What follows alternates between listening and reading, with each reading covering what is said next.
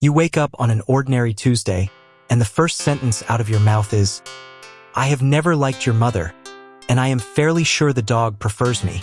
You did not decide to say that. It just fell out. Overnight, something changed inside every human skull on the planet. The little piece of machinery that lets you say a thing you know is not true has simply stopped working. Not your manners, not your kindness, just the lie. You can still stay quiet. You can still refuse to answer. But the moment you open your mouth, only the truth comes out. Your boss is going to ask how the project is going in about 2 hours. Your friend is going to ask whether you like her new haircut at lunch. Your government has a press conference at 3. You are not having an honest day. You are watching the load-bearing walls come out of civilization, one sentence at a time. Welcome to Absurd Academy. Today we are going to break the world with the truth. Here are the rules, and we are playing them completely straight. Everyone keeps their memory, their intelligence, and their free will. Silence is allowed. Sarcasm is allowed because both sides know it is not a claim. Fiction is allowed, for a reason that turns out to be the whole lesson of this episode. The only thing gone is the deliberate spoken falsehood. It lasts one day, midnight to midnight, and nobody has been warned. Minute 1. The damage is not dramatic yet because most of us are still asleep or still chewing. But you should know how big this actually is. In 1996, a psychologist named Bella DePaulo asked 147 people to keep a diary of every lie they told for a week. College students averaged 2 a day. Community members averaged 1. And a lie turned up in roughly 1 out of every 5 social interactions that lasted 10 minutes or longer. Multiply that by 8 billion people and you get something close to 10 billion small untruths that were scheduled to be spoken today, all of them canceled at once. And almost none of them were evil. Most of them were, "No, that dress is lovely," and "I would have come but I had a thing." Hour 1. The workplace opens and it goes first. Every job interview on the planet turns into a confession booth. Where do you see yourself in 5 years? Not here. What is your greatest weakness? I am going to do this exact job at your competitor in about 11 months. Customer service melts. Because your call is important to us is a lie and the recording will not play. Sales calls end after 4 seconds. And here is the part nobody predicted.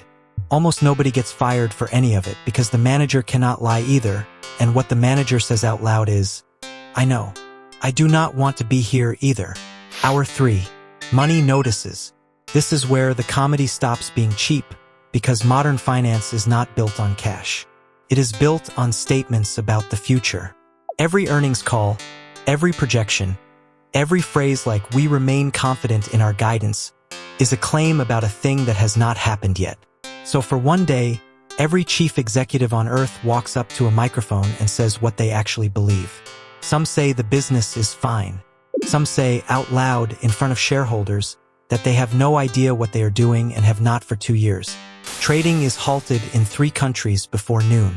Not because of the lies, because of the truth arriving all at once, with no cushion. By lunch, something stranger is happening in living rooms. Because it turns out the everyday lie was almost never about getting away with something. DePaulo's diary study found that most everyday lies are not selfish at all. They are protective. They exist to make the other person feel slightly better than reality would allow. So at 1 o'clock, a grandmother asks her grandson if he liked the soup. And he loves her. He wants desperately to say yes. And he cannot. And she watches his face fight itself and lose. And she hears the word no. And both of them start crying at a kitchen table over soup. That is what today actually costs. Not scandals. Soup. So why do we lie at all? And here is where this gets genuinely surprising. Lying is a developmental milestone. A researcher named Kong Lee ran a beautifully simple experiment for years. You leave a child alone in a room with a toy behind them, you tell them not to peek, and almost every child peeks. Then you come back and ask. Most 2- and 3-year-olds confess immediately. But from around 4 or 5, most children lie. They are not becoming bad. They are becoming capable because a lie needs 2 things at once. You have to understand that another person holds a picture of the world inside their head that can differ from yours, and you need enough self-control to say something other than the first thing that comes to mind. A child who cannot lie is not innocent. A child who cannot lie simply cannot model your mind yet. Which means today is not the day humanity became honest. It is the day 8 billion people who fully understand exactly what you want to hear are physically unable to say it. Everyone knows the kind thing. Nobody can reach it. There is one more piece. In 2016, researchers at University College London scanned people's brains while they lied for personal gain. The amygdala, the alarm system, lit up hard on the first lie, quieter on the second, quieter on the third. And the size of that drop predicted how much bigger the next lie would be. Dishonesty numbs itself. That is the slippery slope, and it has a biological engine. Which means this morning, for the first time in years, that alarm is going off in every human being on Earth at full volume, with no exit. And here is the fact that explains why we built the modern world the way we did. In 2006, a review of more than 200 studies and almost 25,000 people found that humans catch lies correctly about 54% of the time. A coin flip is 50. We are embarrassingly bad at this. So we compensated.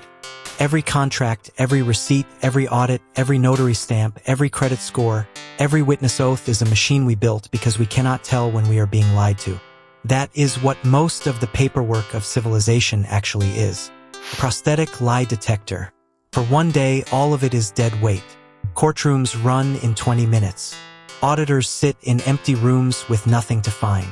Entire industries discover they only ever existed to solve a problem that just vanished. And then it is 11 at night, and here is the last strange thing. Fiction never stopped. Novels kept selling, actors kept acting, and poker was ruined while theater was completely fine. Because a story is not a lie. A lie needs one person who does not know. When both people agree to pretend, that is not deception at all. That is the oldest cooperative technology our species ever invented, and it walked through the day untouched. Midnight arrives. The machinery clicks back on.